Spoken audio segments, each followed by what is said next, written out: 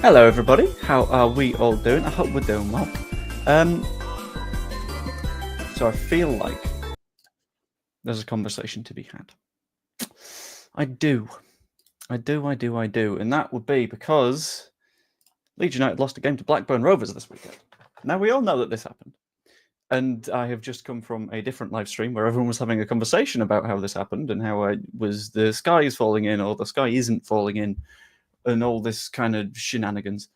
I'm still on the sign that we're basically pretty much fine, right? Hello, everyone, by the way. I'll hop through comments in a moment. But I figured I'd do a stream just sort of breaking down what the actual problems were rather than various narratives being thrown in various directions, and we can actually discuss tactical stuff and things like that and various mistakes that people made. Not all Leeds players making those mistakes, to be clear. And eventually we will land at having had a nice little conversation. Is where I think we end up there. That'd be quite nice. So, also we'll do a little bit of a questions corner at the end, but that's fine. Just going to run through the comments. Morning, Jubby. Good morning. Good afternoon, Scooby-Doo. Hello, Matt. Good afternoon, Wayne. And hello, Joe's number one. I feel like that isn't going to actually be Demar. That spooks me. You did say one Blackburn would be happy at the weekend. Yeah, I mean, I'll be honest, and this is going to make some people really annoyed at me. I had a good day on Saturday. Yeah, we lost a game of football, but I had a nice day out. It was my first away day. I've done a Wembley before, but it's fine. But yeah, I had a good day. It was a nice day out. And a lot of people, I think, if I say that, will be like, see, I knew I hated Leeds. It's fine. Good day. Seen your comments on the new manager. To be clear, it was if we do end up sacking him, which I don't want to do, there is literally one candidate that I quite like the look of. I was genuinely enjoying you riffing onto the update lift style music. I'm very, very glad. It is Demar. I love Daniel Farke, and he'll win us the treble soon enough. I'm glad that you have said that, and I'm going to screenshot that, and I'm going to, even if it isn't actually Demar, use that against you for the rest of your life. But hopping back into a little bit of the analysis-y stuff, we need to talk through many, many, many things, including what the issues actually were. It wasn't a fun match for us at any stage, especially early on, because there were a few little problems going on, and a lot of people shout the word low block at us, which is fair enough because that's what they dropped into when they went fully defensive. What we ended up playing against for a significant part of that match, there we go, for that match was a sort of mid-block press thing. So they would allow the centre-backs to have the ball, but the moment we try and progress into midfield, that's where the press comes in. And that's where we had some serious problems. So much of that match, and I'm going to very quickly share a...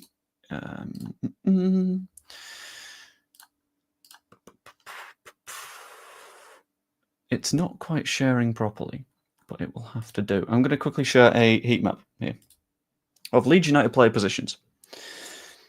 The big concern that is very, very visible here is the way that Outanaka is playing back here rather than a little bit higher up. That tells you that their mid-block press thing was really, really effective, kept us where they wanted us, and meant that we weren't able to do exactly what we want very, very well, which is bad because that happened consistently. We weren't able to progress through the midfield. We weren't able to get the ball out to the wingers effectively enough, and we weren't able to turn quite a lot of possession into chances.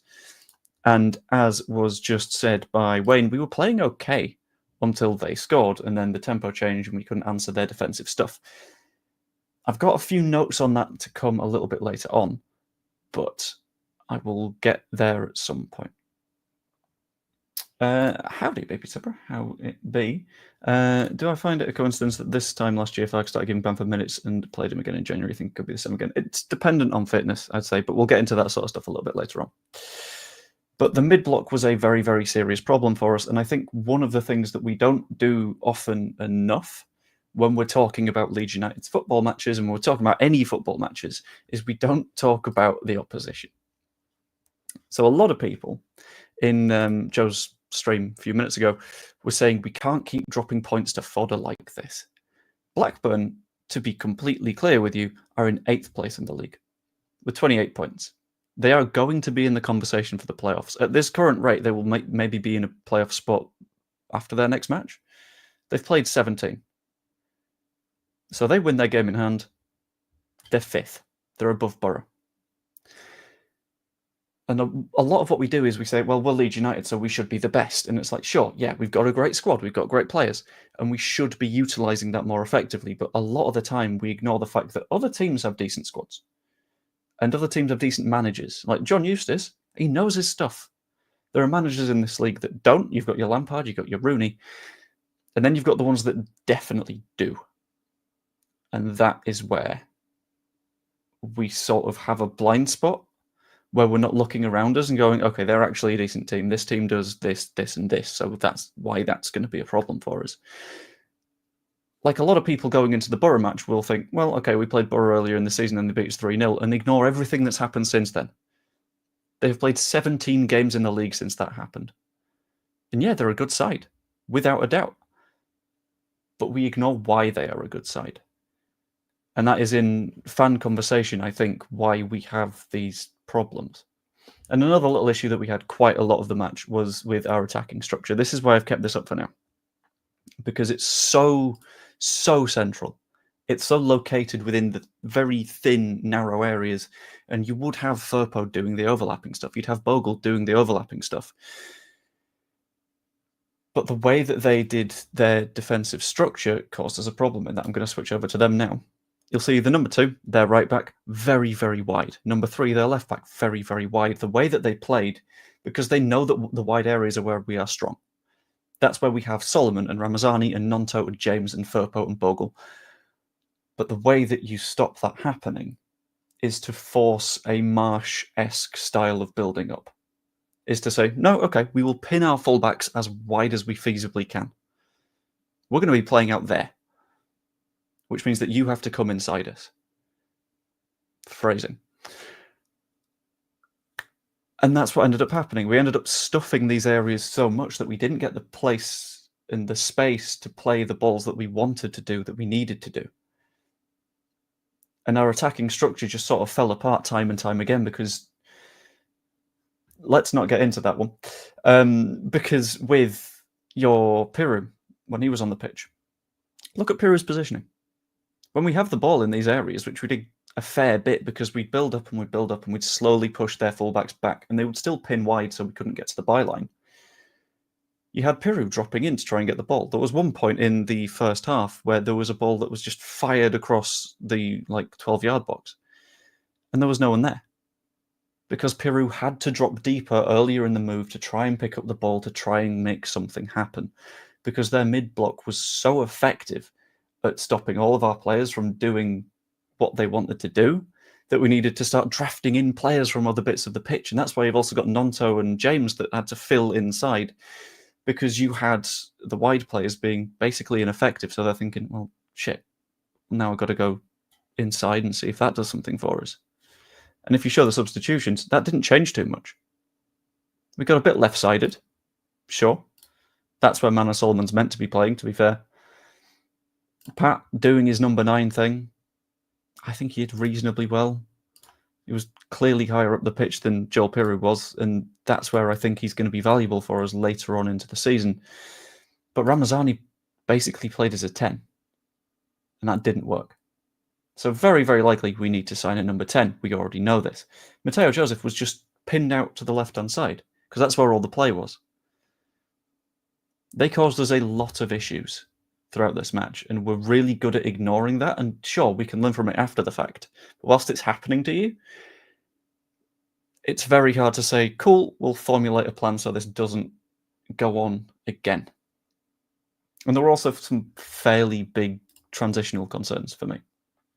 So in transition, their side was very, very effective at giving the ball to Dolan, and he would just go, because the man is fast. He destroyed Strauch a couple of times. That led to the penalty, and on that sort of note, Autanaka really wasn't at it. He wasn't at the races in this match. But that's going to happen from time to time, and I think there's potentially something important there as to looking at the depth of our squad at the minute. So adding Giavogi, fantastic, brilliant, good addition to the squad. But you don't necessarily want to start him. And if you're not doing that, then you're playing Rothwell and Tanaka all the time. Every single match. And that's where you start to get problems. That's where you start to go, well, that's a lot of minutes in their legs, and they're going to start to struggle to keep up that sort of intensity. And that's what I think happened here. You've got two central midfielders that are one of the best midfield pairings in the league, but they've not got the legs in them to do that. And that's why I think Tanaka makes that lazy challenge that brings his man down, and then it's a penalty. I think if we had an Ampadu or a Grua fit, we'd be able to rotate significantly more. We'd be able to do what we've been doing with the wingers and keep players lively. But at the moment, we've just got Giavogi that can do that. I guess Crew as well, but you don't really want to have him starting matches against Blackburn. Maybe we see a little bit of a change for the derby match, but then again, we've got a week before we play that game. It might be another ouch. Might be another 3 game in 6 days sort of case after that. And that's where we need to start seeing those players making minutes. Because the more we use our depth, the better of a chance we have in this league this season. Because we've got a really good squad. And I think any given week, those players will be able to outdo their equivalent on the other team. It's just a case of, will fatigue from the matches before start to cause that to be a problem? Because the midfield is such an important part of our team. They do so much of the running, so much of the progression, so much of the energy, that they're the players that are potentially going to burn out. And because we are more midfield intensive than other sides, they're not necessarily going to burn out. So I think we need to be very careful in that manner. In addition to that, there was an early goal that sort of allowed things to drift in their direction. It was a penalty. I was 15, 20 metres directly in front with a clear view of it. It was a clear hip check. It was a penalty. The people that were saying it was soft might just want it to be soft, because it wasn't. It was very, very clear. But the moment they did that, they went, okay, cool. And they stuck with their mid-block for a bit, but once they were secure in the fact that they were leading and they would stay leading, they just dropped. And they did relentless amounts of time wasting and shithousing. And a lot of people had Ainsley Pears as their man of the match. Sure, for the fact that about 80 minutes of that 90-minute game of football, the ball was in his hands. Which brings us on to another slight issue. And I'm going to be clear before I do this, because every single time I say something along these lines, everyone goes, it's an excuse for us losing. No, I've just explained there why we weren't good enough, we weren't at it, and what went wrong for us. This is not doing excuses. This is doing fact, basically. The referee had a stinker. And there are people that are saying that this isn't necessarily a red card. So I'm just going to quickly share this tab. I don't know if it'll do audio, but I will stop it from doing audio. This is the Dolan challenge on 60 minutes, right?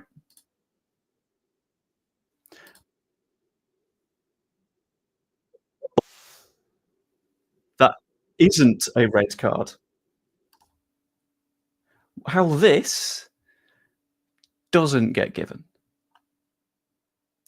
With his foot stood in the direction of Junior Firpo's knee, almost embedding himself into Firpo.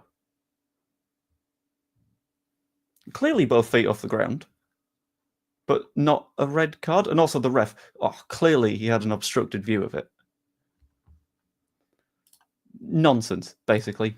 The fact that that wasn't given gives me a headache. The penalty was a penalty, but they should have been with 10 men for a chunk of that match, which was nuts to me.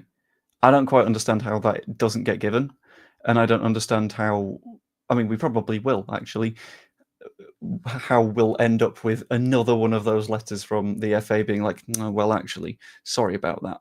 We got that one a little bit wrong. It's an oopsie, but it doesn't give us any points. You don't get points for the FA going, we did an oopsie.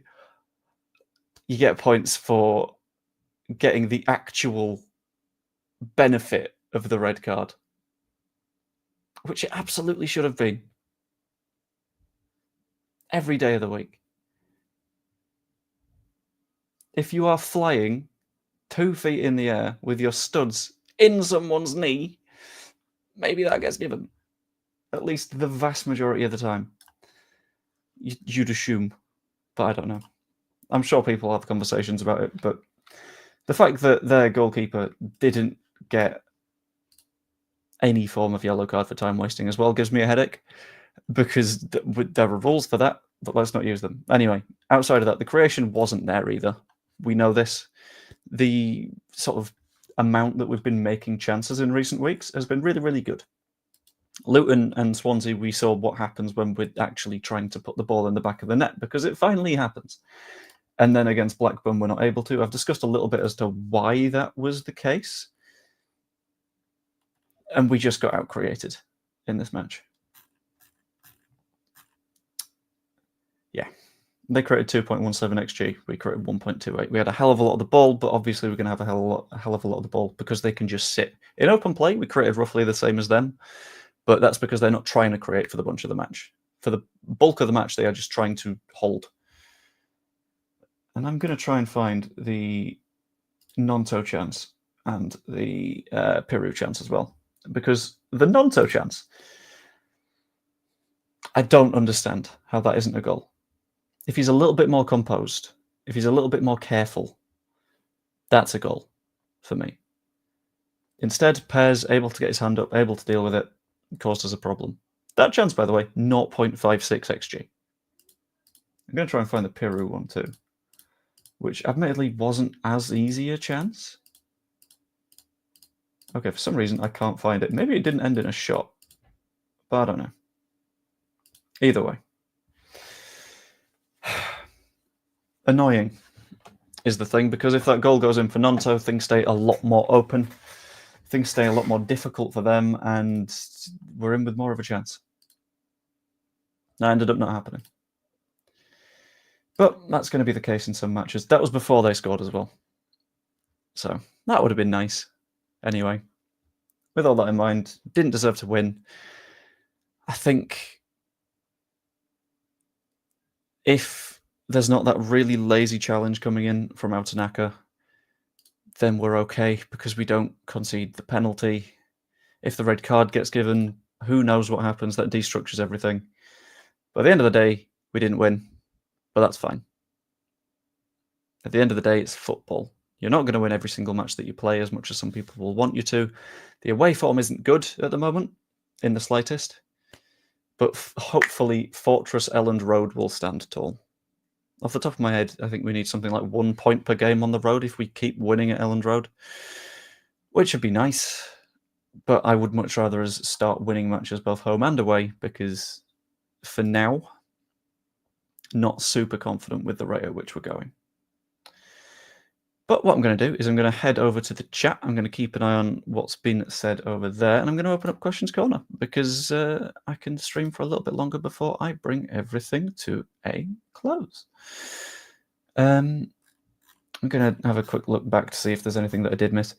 We've played so narrow when they swapped onto James hampered Aronson, and then Pirro started coming deeper. Yeah, we ended up in a spot where we were sort of overshadowing each other, all in the same area, which was a problem for us. And we should have gone 4-3-3, match them up. I don't think they played in a 4-3-3. No, they also played in a 4-2-3-1. We did match them up. But I don't know who you would have necessarily taken off to do the 4-3-3. Pirro I didn't enjoy. But do you feel we're lucky it was only 1-0 with them hitting the crossbar and Campbell's 2 chances had the better of it for me? Yeah, it felt like we weren't quite ready for what they were going to do, and that therefore caused us some pretty significant problems. But I've scrolled through to the red cardy bit. Feel it's a Cooper challenge against City. Yeah, and that was given us red. How dare he touch my junior? Red card every day of the week. First half, we had so many corners. Second half is very useful there. That's where I think a Giavogi would have been a good shot. Yeah. Andy was directly looking at it. That's part of the thing that confuses me. Jack City says you can't always blame the referee. This is why I was very, very clear earlier, right? This is why earlier on in the stream I said this isn't an excuse. This isn't me blaming the referee for the result or anything. I've explained why we weren't good enough and what we could have done. But it's still bad. It's still a thing that any referee should be catching. And the number of people that were just like, nah, it's just proper football coming back. If I go to my 7-a-side pitch tonight and I pull a challenge like that, I'm getting thumped and I'm getting sent off and I might get banned from the league. That was a wild challenge. Just in all honesty. It's not blaming the referee, though, because we don't know what would have happened after the fact. A lot of teams hold on after going down to 10 men. And at that point, we weren't deserving to win the match anyway. But it's something that would have swayed things, and it's one of those flashpoints, and it's a bit nuts that it wasn't given. This, maybe. It wouldn't have had a bearing on the result, but still a straight red. It's 1 foot challenge, not 2 foot. To tackle like that, you use your sole, not your toe. But that's the thing. He's still, whilst there is 1 foot going for the ball, he is off the ground, and his studs are knee height going into junior FERPA. That's the list of issues, I think. Going to scroll through a bit so I can get back to real time. The ref won the keeper a few times but failed to give a yellow. This is what confused me, right? You at least give the 94th minute, okay, come on, you've taken the piss now, yellow. The one where you know you won't have to give a second yellow card. But he just refused. Completely. Which okay. And then there were people coming out of it being like, oh, I'd sign Ainsley Pears. I've come out of that match thinking Ainsley Pears is a prick, but it might just be the fact that he's very, very good at time wasting and not getting booked for some reason. Joe, are you shocked that our main striker came on for the so-called Wonder Boy? I'm guessing you mean Joseph. No, because Joseph hasn't been making that much of an impact recently. So I think it's worth going, right, okay, we've got another fit striker on the bench, maybe we use him. And then we did. And I genuinely think in terms of movement and stuff, he did okay. He was putting himself in the more dangerous places. He was trying to make the goalkeeper actually think. And had he been a little bit quicker off his feet, I think he gets back on side and that goal counts. And that's what I think he very clearly brings. He brings the movement that brings other players into the game. He makes the defenders actually think a little bit. And whilst I wouldn't start him against a derby, I think there's a conversation to be had, right? Especially if Piru and Joseph keep underperforming, you've got to go, well, we got a guy here that did well last season. And a lot of people saying, well, he's not got the quality. That's not the case. The case is injuries. You don't like him because he's consistently injured. And you can admit that. That's fair. I also think he's very, very, very injured. But at the same time, when you've got him available, there's no real harm using him, you know? Question, you said you wouldn't start Giavogi. What's your reasoning behind that? So the reasoning for that ahead of the derby match is you'll have 7 days of recovery for Tanaka and Rothwell, which is plenty of time to get back into the physical shape that you need to. And then the fixtures after that, let's have a quick look. Following that, you got Borough, which is going to be a tough, grindy match where you need to be careful. And after that, you got Preston, which is not going to be an easy game of football. Because again, it's away from home. Maybe you start him against Preston, I don't know. But I think if you're going to start him, the soonest match where it makes sense to me is against Oxford United on the 21st. Which I would not be against, to be completely clear with you. I would back that. But I think before then, you're taking risks with someone that hasn't started a match for us yet. And even outside that, like, there's some people that will say, well, we could just start him in the FA Cup, see how that goes, but that could be waiting a little bit too long. We don't know what his match sharpness is like. It's part of the issue. We're all very scratchy at the moment. This is why I've been avoiding Leeds YouTube recently. Yeah, I get that. That's why the vlog that I put out, I was very actively like, I'm feeling fine and positive, so I'm just going to put out the vlog that is fine and positive. And then people were nice and jokey in the comments, and that was really, really nice. And then I avoided the general YouTube sphere yesterday because I was not feeling the toxic hole that can be YouTube sometimes. And now I'm back. So it's good. What do you think is the main reason for our poor away form? Is it Farke set up or are the players naive? I don't know. I'll be straight with you. It's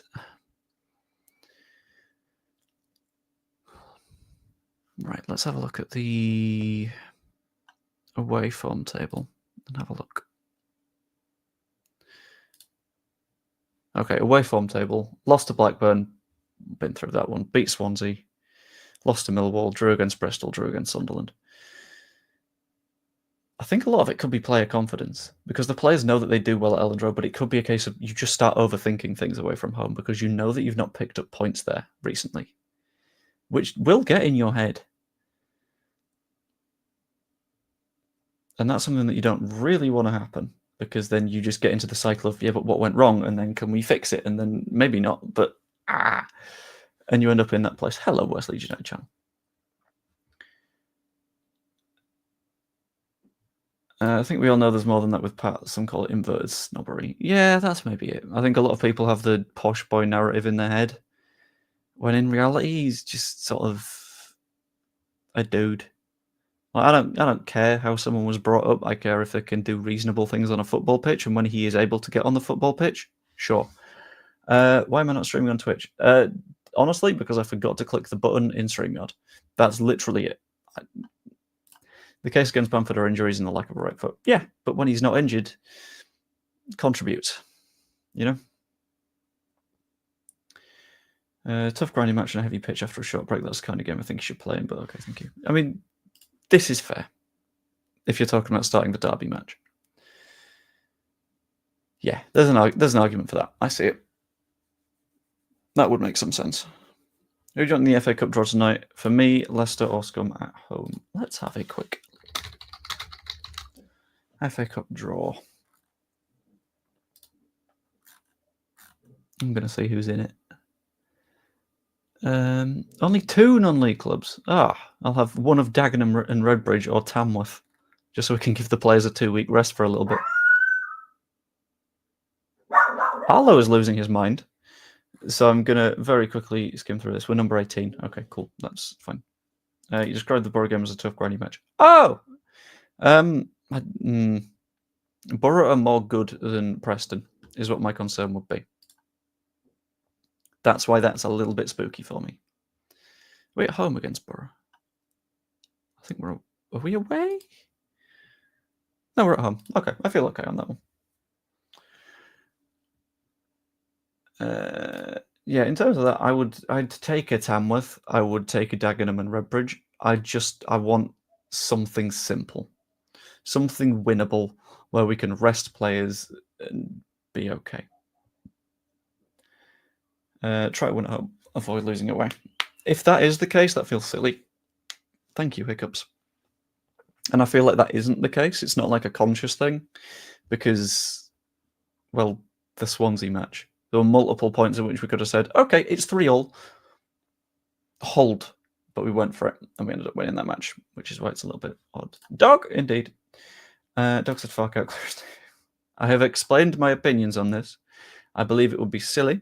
I think if you're sacking someone for being 3rd place in the league with 28 games of football to go, it would be impossible to attract other managers because they would go, oh, what's the job security like? Oh, shit. Which is also why I wouldn't sack him if he gets us promoted, because he sort of deserves a chance at that. I also have the ideal replacement in my head, but that's not a necessary thing because don't need it to be.